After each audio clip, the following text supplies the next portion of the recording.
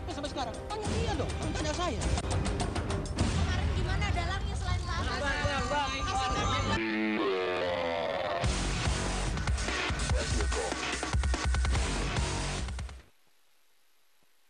Pemirsa, kesaksian Sultan Batu Gana yang menyebut nama Edi Baskoro Yudhoyono atau Ibas menuai komentar dari sejumlah pihak yang bahkan menyebut Sultan mengada-ada, hanya khayalan, dan menyebut Sultan berupaya untuk mencari teman. Itulah yang akan saya bahas pagi ini, namun sebelum saya perbincangkan ada informasi pengantar berikut ini untuk Anda. Persidangan demi persidangan yang menjerat para tersangka di lingkungan SKK Migas sedikit banyak mulai mengungkap aliran dana dan kong kali kong. Tercatat ada 4 orang yang terseret oleh kasus di lingkungan SKK Migas. Mantan Menteri SDM Jero Wacik, Kepala SKK Migas Ruby Rubiandini, Sekjen Kementerian ESDM Waryono Karno, serta mantan Ketua Komisi 7 DPR RI Sultan Batu Gana. Di antara mereka, Sultan Batu Gana memberikan pengakuan mengejutkan ketika menyebut Sekjen Partai Demokrat Edi Baskoro Yudhoyono alias Ibas. Dalam sidang tanggal 4 Juni lalu, Sultan membeberkan rencana pertemuan Ibas dengan Kepala SKK Migas Ruby Rubiandini terkait proyek migas. Namun rencana itu batal karena Ibas tidak datang. Sebaliknya di tempat yang sama, Sultan justru bertemu dengan Bendahara Umum Partai Demokrat saat itu, Sartono Utomo. Kontan pernyataan Sultan itu memunculkan berbagai komentar. Sekretaris fraksi Partai Demokrat di DPR, Didik Mukrianto mengatakan pernyataan Sultan tidak mengandung kebenaran. Sultan sudah kehilangan rasionalitas. Bahkan Ruby Rubiandini sudah membantah semua yang disampaikan Sultan. Jika kubu Demokrat menolak pernyataan Sultan, Wakil Ketua Komisi 3 DPR Desmond J. Mahesa justru mendorong KPK untuk menindaklanjuti kesaksian politisi Partai Demokrat tersebut. Desmond bahkan menilai aneh jika KPK tidak berbuat apa-apa atas kesaksian tersebut. Ya, baik pemirsa, saya langsung perbincangkan. Saya ingin bertanya ke Mas Rahmat. Mas Rahmat, klien Anda menyebut nama Edi Baskoro Yudhoyono atau Ibas akan ada dalam satu pertemuan begitu. Namun memang Ibas dinyatakan tidak hadir sehingga pertemuan itu batal. Tapi kemudian dalam kesaksian Rudy Rubiandini menyebut tidak tahu akan bertemu Ibas. Lalu basis kekuatan dari kesaksian yang diungkapkan oleh Sultan Batu Gana atau klien Anda ini apa sebenarnya? Jadi gini, di berita acara pemeriksaannya Sultan, beliau menyatakan ini setelah atau menjelang ini awal kisah Sultan kenapa jadi TSK. Jadi Sultan menyatakan bahwa ini ada sangkut pautnya dengan kemenangan tender proyek IDD Sepron yang tidak ditandatangani oleh Rudy, walaupun sudah lebih dari 20 hari pemenang tender diumumkan, yaitu PT Timas dan pesaingnya PT Saipin dan PT Rekin. Nah, setelah PT Timas menang, datanglah 2 orang yang bernama Denny Karmaina dan Eka Saputra. 2 orang ini diduga orangnya Ibas.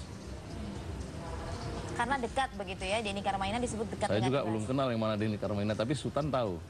Sultan tahu. Bahkan Sultan pernah ditawari sejumlah uang oleh Denny Karmaina untuk memenangkan PT Rekin.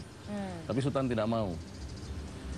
Dan saya sangat menyayangkan, harusnya KPK menggali informasi lanjut untuk memanggil Denny Karmaina dan Eka Saputra ini. Eka Putra atau Eka Saputra? Eka Putra. Eka Putra. Dan bahkan Sultan pernah tulis juga dalam testimoninya soal Denny Karmaina dan Eka Putra ini. Jadi yang mengatur beberapa pertemuan itu, seperti pertemuan Cibubur, Bimasena, ya Denny Karmaina ini. Sampai sekarang KPK belum pernah memanggil atau memeriksa. Oke, tapi kemudian nama Ibas disebut, dari mana kemudian Sultan bisa menyimpulkan bahwa ini ada inisiasi atau artinya keterlibatan Ibas atau Denny hanya berlaku seorang diri dan tidak melibatkan Ibas sebenarnya? Kalau menurut Sultan,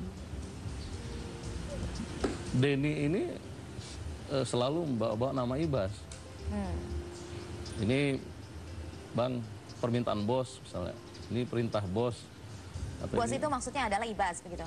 Ini menurut Sultan ya. Jadi Denny Karmaini selalu bawa nama Ibas.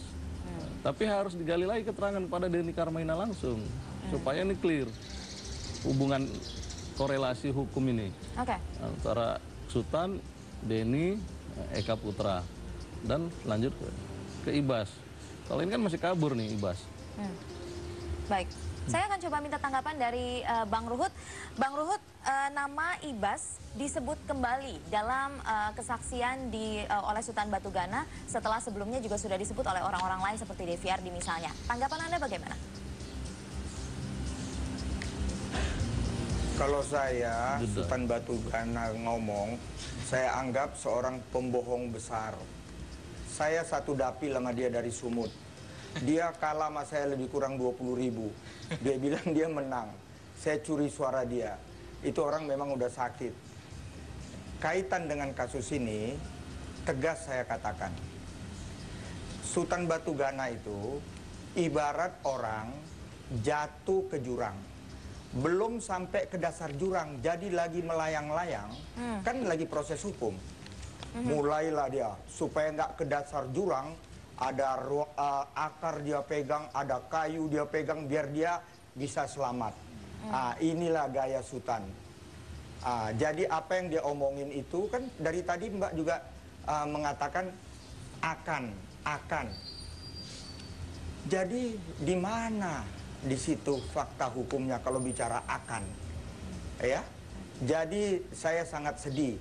Sutan, kalau kau ngerampok sendirilah. Jangan sudah banyak kau rampok, ketahuan melibatkan orang baik. Itu tidak baik Sutan. Ini yang ngomong Ruhut Poltak Sitompul, juru bicara Partai Demokrat. Bang Ruhut. Anda manusia yang tidak tahu diri. Bang Ruhut, pertanyaannya adalah begini. Oke lah, Anda punya opini begitu terhadap apa yang sudah diungkapkan oleh Sutan Batugana. Tapi nama Ibas dan juga Istana sebenarnya sudah disebut dalam kesaksian di tahun 2013 oleh Devi Ardi dalam sidang Simon Tanjaya, kasus SKK Migas juga, bahwa Rudi akan membuat Ibas dan Istana tenang. Nama Ibas bukan sekali saja disebut, tapi sudah sebelumnya. Menurut Anda ini bukan sesuatu yang aneh? Itu karakter assassination. Kami tegas, siapapun kalau ada dua alat bukti kami tidak pernah lindungi. Tapi jangan lakukan karakter assassination ya kepada Pak SBY, keluarganya dan ketua fraksi saya Pak Edi Baskoro. Ya.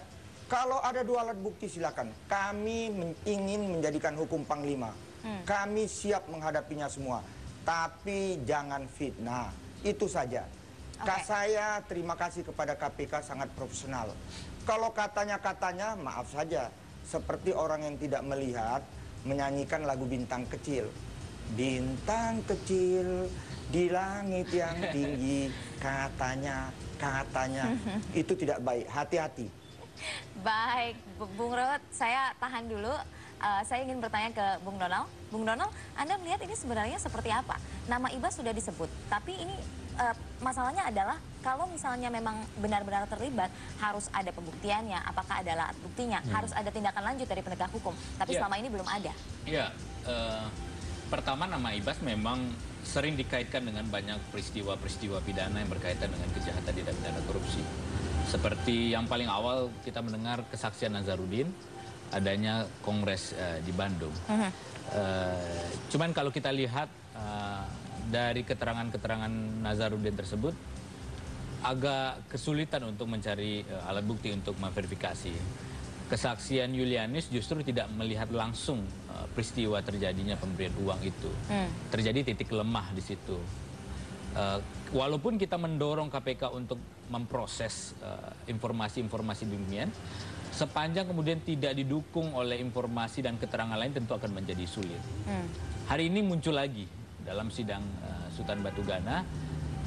Sayangnya Pak Sutan Batugana belum bisa menunjukkan informasi yang lebih akurat dan tepat, dan hanya sebatas informasi yang disampaikan oleh Pak Dedi saja.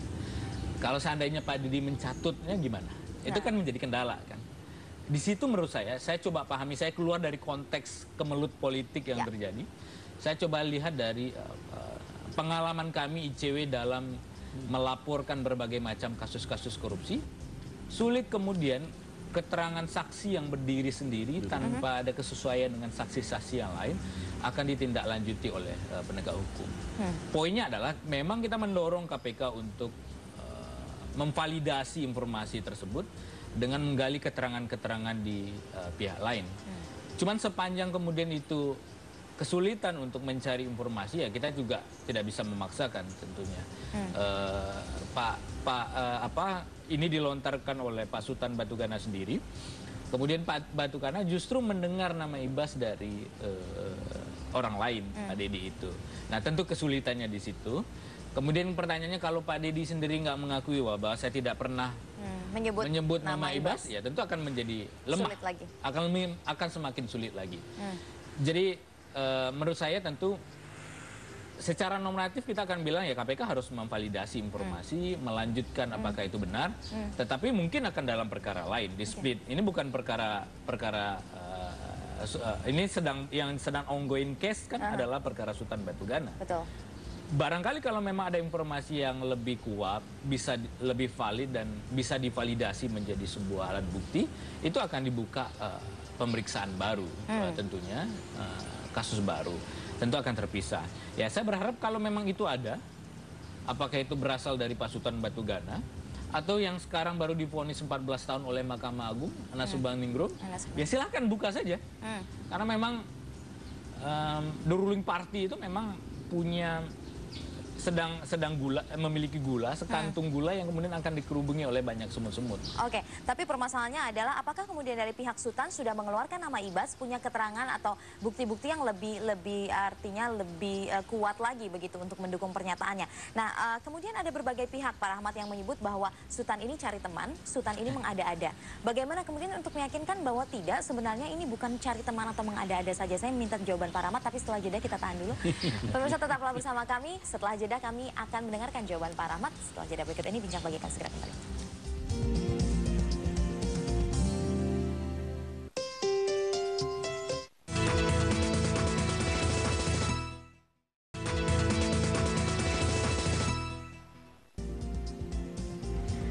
Ya, kembali di Bincang Pagi, pemirsa. Saya ke Pak Rahmat lagi. Pak Rahmat, bagaimana kemudian untuk menampik komentar dari sejumlah pihak yang menyatakan bahwa Sutan Batugana mengada-ada, mencari teman, dan juga bahkan berupaya untuk mengalihkan isu?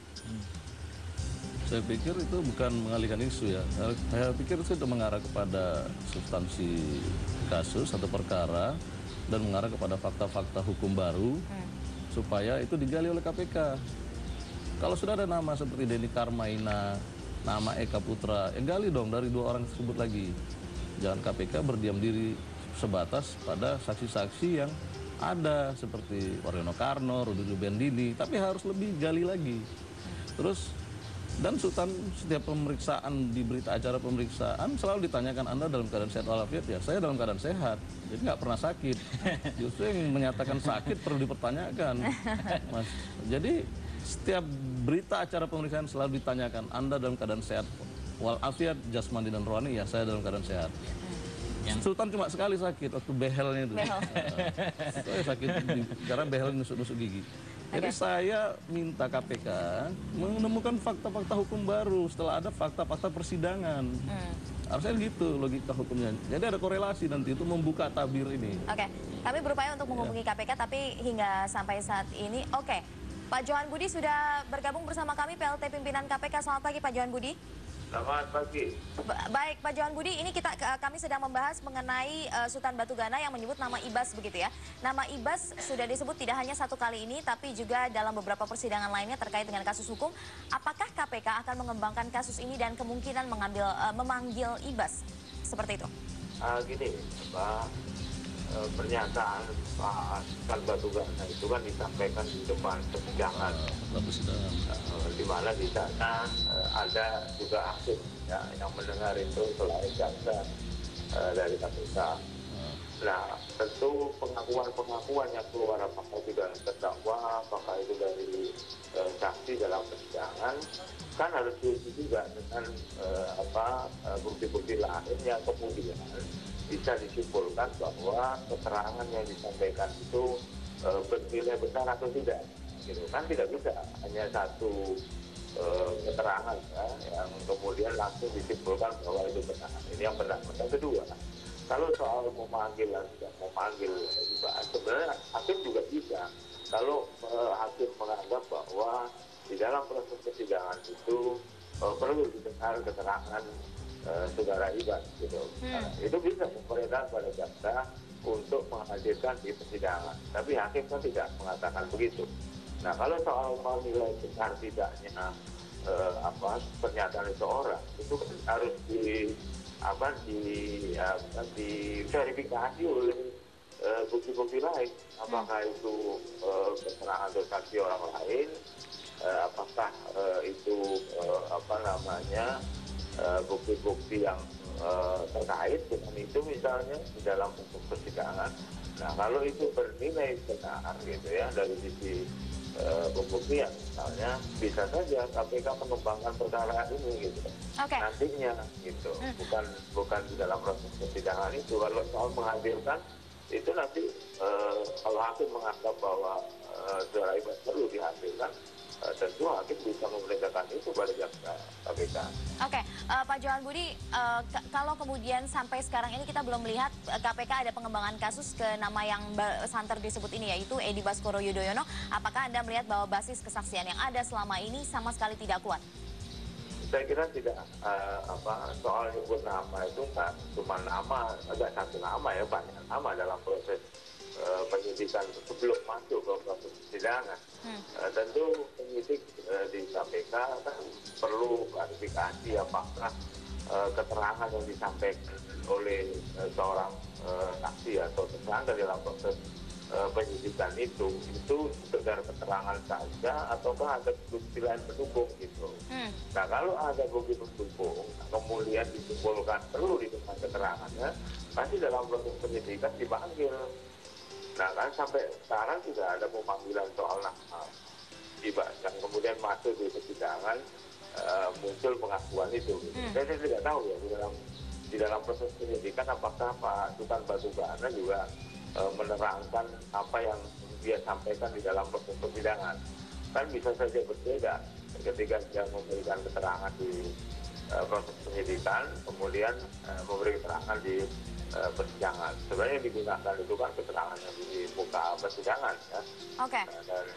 Jadi kira-kira begitulah gambarannya. Iya, Pak Johan, tapi ini sudah ada nama juga seperti Denny Karmaina, Direktur PT Raja Wali Siber Cakrawala ini mungkin akan dikembangkan ke arah sana juga untuk mengetahui keterlibatan orang-orang ini atau tidak?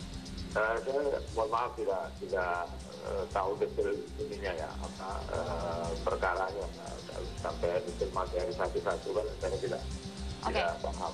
Yang pasti sepanjang itu nanti ada bukti-bukti kuat dan di dalam proses persidangan kemudian nanti hakim memutus seperti apa, itu juga bisa jadi faktor untuk mengembangkan perkara ini. Baik. Kita tahan dulu Pak Johan Budi, mohon maaf. Saya ingin ke Bang Ruhut terlebih dahulu. Bang Ruhut, disebut Denny Karmaina, Direktur PT Raja Wali Siber Cakrawala yang kemudian mengajak adanya pertemuan, menginisiasi adanya pertemuan dengan mantan Kepala SKK Migas Rudi Rubiandini dan juga sejumlah pihak termasuk Sultan Batugana. Sebenarnya Denny ini betul teman dekat Ibas atau tidak, Bang Ruhut?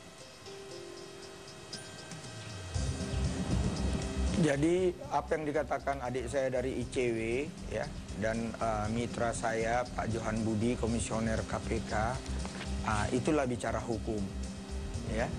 Itu yang benar kalau kita bicara hukum. Jadi kalau kaitan yang ramai kita perdebatkan, jujur saja hakim adalah Tuhan di muka bumi ini untuk menyatakan kebenaran. Seperti yang dikatakan Pak Johan itu benar. Tapi karena sultannya bohong, hakimnya nggak percaya, itu aja kok masalahnya.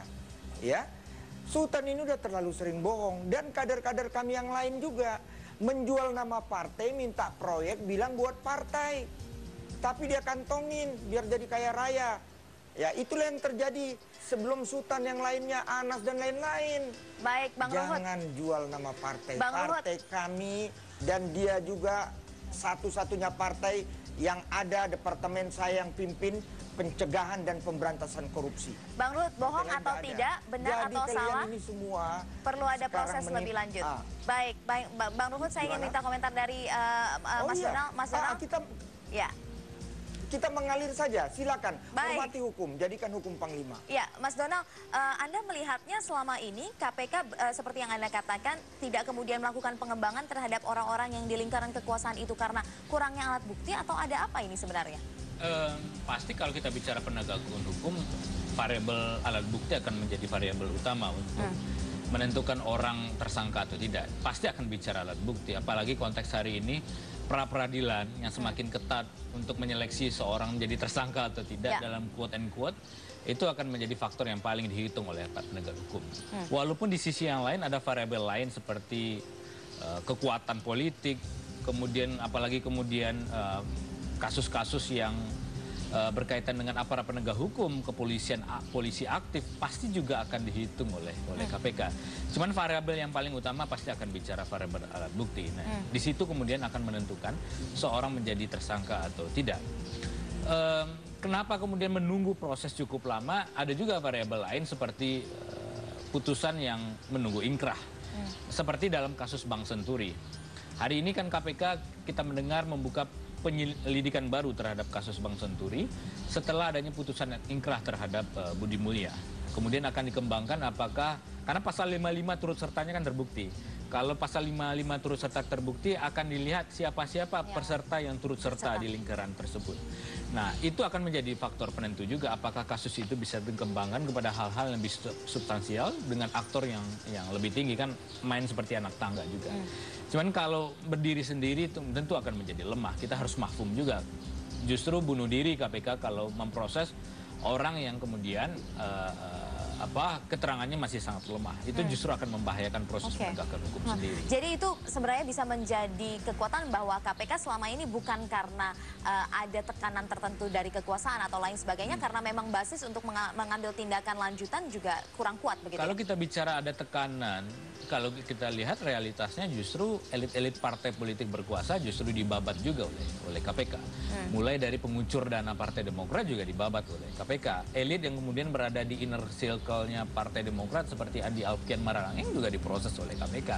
Jadi menurut saya itu bukti-bukti bahwa selama ini banyak aktor-aktor yang patut diduga banyak pihak sanksi KPK akan bisa menyentuh orang itu juga tersentuh akhirnya di dalam proses hukum. Itu menurut saya dimensi yang paling utama. Tidak bisa kita menjawab, wah itu kan jawaban normatif harus dengan alat bukti. Tapi itulah realitasnya dalam penegakan hukum. Tanpa alat bukti yang relevan dengan peristiwa menjadi kemudian tidak mungkin kita memproses orang KPK terkait. Sama juga dengan KPK, kami misalnya ICW. Kami ada sekitar menerima 500 laporan tiap tahun dari masyarakat terkait dengan laporan informasi kasus korupsi. Tidak sampai 10% yang kemudian kami follow up ke penegak hukum. Kenapa? Kurang alat bukti. Karena ada kasus perdata juga.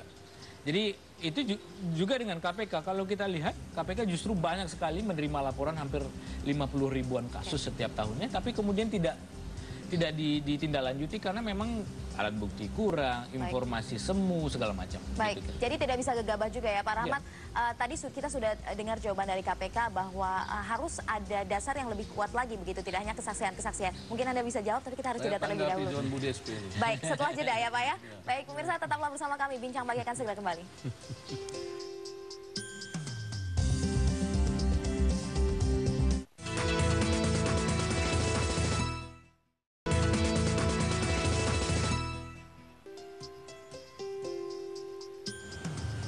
Baik pemirsa, saya mulai kembali perbincangan. Saya mau ke Pak Rahmat. Pak Rahmat, tadi sudah mendengar jawaban dari PLT pimpinan KPK Pak Johan Budi. Bagaimana tanggapan Anda?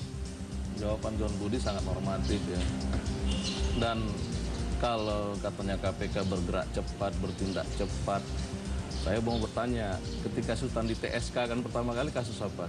THR. Nggak terbukti. Itu terjadi lompatan. Pertama diperiksa dia THR. Kemudian terjadi lompatan.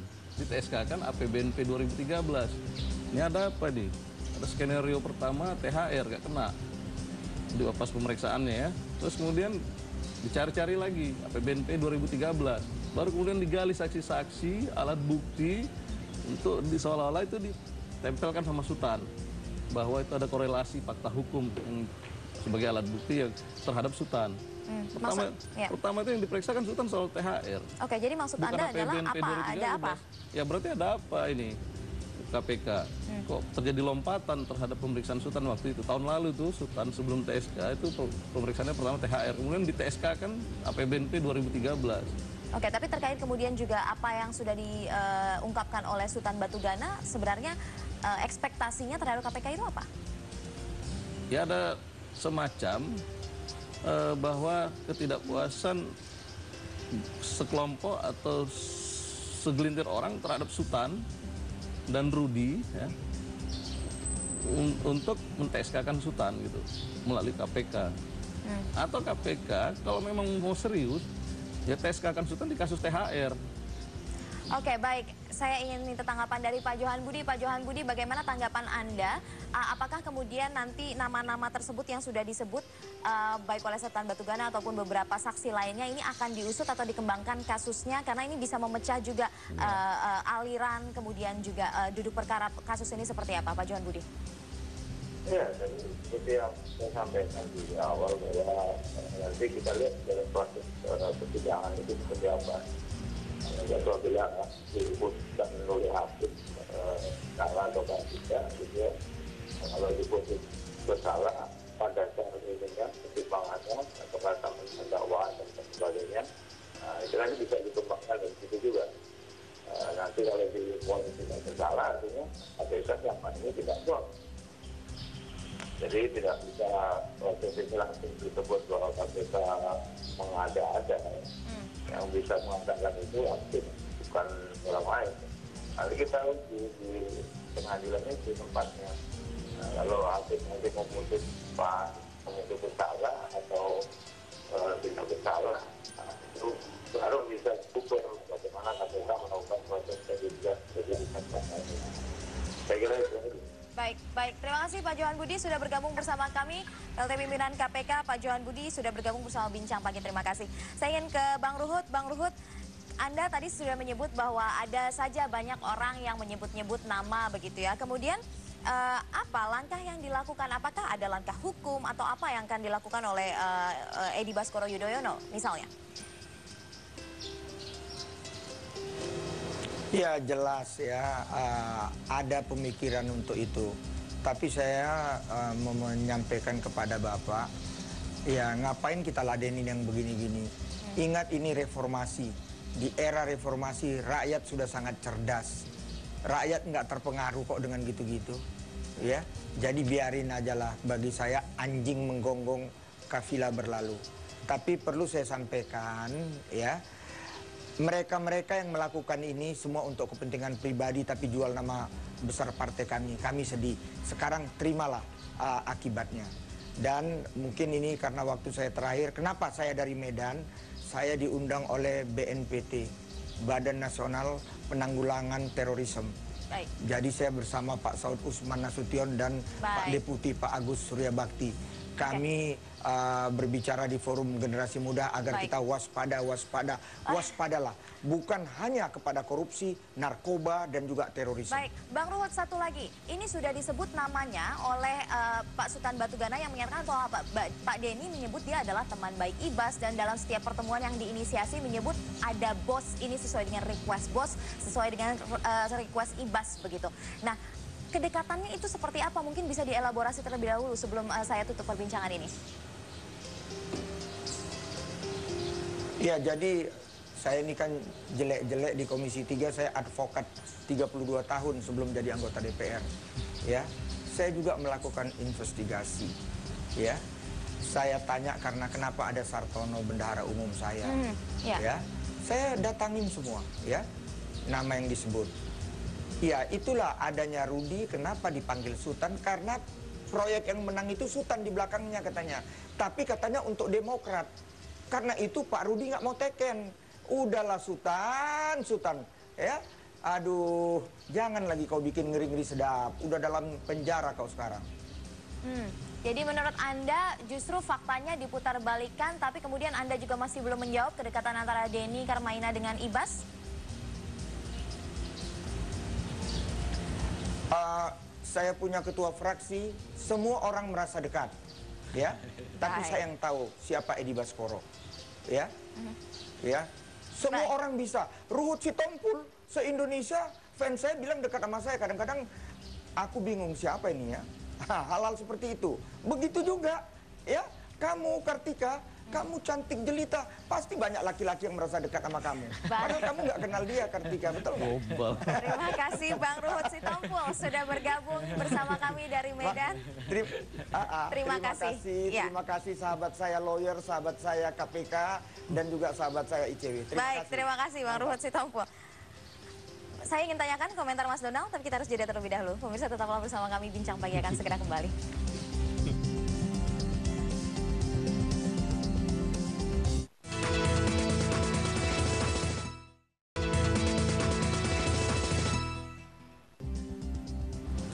Saya ingin kembali lagi bertanya ke Mas Donald. Mas Donald, nama Ibas seringkali disebut, tapi kemudian ini garisnya tipis antara ini memang akan membuka fakta atau memang ini adalah pencatutan nama saja berupaya untuk mencari teman. Lalu bagaimana kemudian publik harus menilai ini secara objektif? Kalau publik kan mendengar hanya di media tanpa langsung datang ke persidangan. Ya. Cara yang paling objektif menurut saya tentu kita harus tahu dulu bahwa menjadikan orang tersangka itu harus dengan kualifikasi alat bukti yang cukup, dengan 2 alat bukti. Itu dasar berpikir. Nah pertanyaannya kan sekarang baru satu ada keterangan saksi di persidangan. Itu bisa bernilai alat bukti kalau memang berkesesuaian dengan saksi yang lain. Tapi belum ada saksi-saksi yang lain yang bercerita hal yang sama terhadap informasi yang disampaikan oleh Sultan Batu Gana. Jadi kalau menurut saya yang harus ditangkap publik adalah ini informasi, belum fakta hukum yang kemudian bisa dikonfirmasi kebenarannya.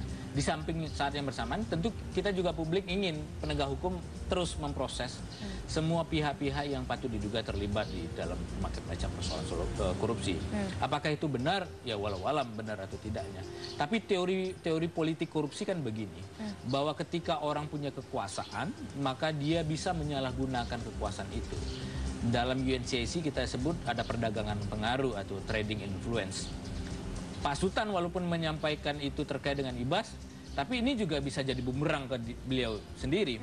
Apa kaitan antara Pak Ibas, antara Sultan Batu Gana dengan perusahaan Timas, kok tiba-tiba mau menemui Pak Rudy Rubiandini? Ya. Apakah itu dilakukan dalam kapasitas dia sebagai anggota DPR RI? Kepentingan apa yang dilakukan? Justru ini bisa berpotensi balik ke beliau sendiri. Kalau beliau menyatakan bahwa beliau ditawari oleh perusahaan Rekin sampai dengan 10 juta US dollar, bagaimana dengan perusahaan Timas yang katanya yang minta tolong oleh Sultan Batu Gana? Berapa ditawari? Nah itu juga, makanya ini akan bisa menjadi bumerang kalau tanpa didukung alat bukti yang kuat. Nah melalui kuasa hukum, ya kita fair-fairan saja. Kalau memang alat bukti kita dorong kuasa hukum, termasuk juga dengan Pak Sultan Batu Gana, yuk tunjukin alat bukti yang benar-benar relevan dengan apa yang beliau sampaikan. Kita dukung itu. Pasti sangat kita dukung sehingga fakta menjadi terungkap. Jangan kemudian sampai mengulang peristiwa lalu. Ya. Ini adalah lembaran pertama, kita sangat mendukung lembaran kedua, lembaran ketiga, dan keempat. Tapi ternyata lembaran yang diceritakan oleh Anas Urbaningrum tidak kunjung terbuka sampai lembaran selanjutnya. Pak Rahmat, bagaimana bahwa ini tidak akan terjadi lembaran-lembaran yang kemarin terulang lagi?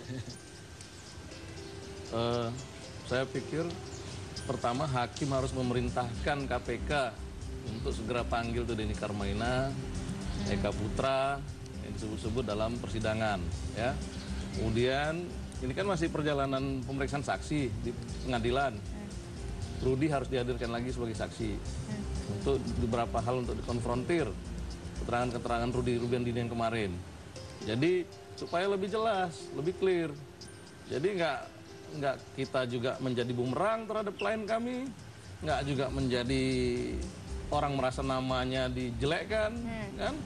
Jadi KPK, Majelis Hakim memerintahkan pada KPK panggil kembali atau panggil tuh 2 nama. Denny Karmaina dan juga Eka Putra yang menyebut-nyebut nama Ibas. Bisa juga kuasa hukum meminta, bisa juga kan seperti itu. Kuasa hukum meminta. Nah, kita tunggu apakah kemarin Bang Egy sudah minta juga. Majelis Hakim cuma dipotong oleh Majelis Hakim. Itu aja masalahnya. Mungkin teknis lah ya, karena lamanya persidangan kan. Jadi harusnya biar clear. perintahkan Baik. KPK panggil 2 nama itu. Oke, kita akan lihat bagaimana perkembangan kasusnya nanti. Terima kasih Bapak-Bapak sudah hadir di Bincang Pagi kali ini. Pemirsa, kami masih belum usai, masih akan berlanjut dalam segmen berikutnya bersama dengan Hariman Halid dalam Bedah Editorial Media Indonesia. Terima kasih Mbak Kartika. Vina atas dialog pertama di Bincang Pagi. Sekarang kita akan lanjutkan dialog di segmen Bedah Editorial Media Indonesia. Kali ini kita akan membahas meniadakan mahar, memutus siklus korupsi. Kami akan kembali dengan pembahasannya usai jeda berikut ini. Tetaplah bersama kami di Bedah Editorial Media Indonesia.